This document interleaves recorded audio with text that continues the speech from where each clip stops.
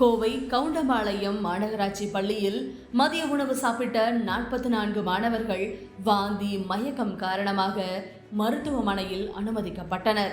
சம்பவம் குறித்து தகவல் தாமதமாக வெளியானது தொடர்பாக எம்எல்ஏ PRG அருண்குமார் சந்தேகம் எழுப்பியுள்ளார். 2 மணிக்கு மேலே தகவல் தெரியுங்க. இப்போ குழந்தைங்க எத்தனை மணிக்கு சாப்பிடுவாங்க, அது கொஞ்சம் என்னன்னு பார்க்கணும். நல்ல விதமாக முடிஞ்சது, நன்றி. அதுக்கு எல்லாரும் நல்ல நடவடிக்கை எடுத்து அரசு மருத்துவமனை டாக்டர்கள் எல்லாமே நல்லா ட்ரீட்மெண்ட் கொடுத்து ஹாஸ்பிட்டல் கொண்டு வந்து எந்த பாதிப்பு இல்லாமல் பண்ணியிருக்காங்க. அதுக்கு உள்ளபடியே அது செஞ்சவங்க எல்லாத்துக்கும் நான் நன்றி சொல்கிறேன். அது ஒன்றும் பிரச்சனை இல்லை, நல்லது. ஆனால் கவனமாக பார்க்கணும்.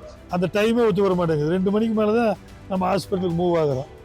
ஆனால் அப்போ 2 மணிக்கு தான் குழந்தைங்களுக்கு சாப்பாடு போட்டிருப்பாங்களா, அது என்ன அப்படின்னு பார்க்கணும். ஏன்னா 6 வயசு குழந்தைங்க சாப்பிடல, அதுக்கு முன்னே பள்ளி கண்டுபிடிச்சிட்டாங்க. அதை கொஞ்சம் பார்க்கணும். மாவட்ட ஆட்சித்தலைவரும் கமிஷனரும் அது என்னன்னு சொல்லி கொஞ்சம் விசாரிக்க வேண்டும்.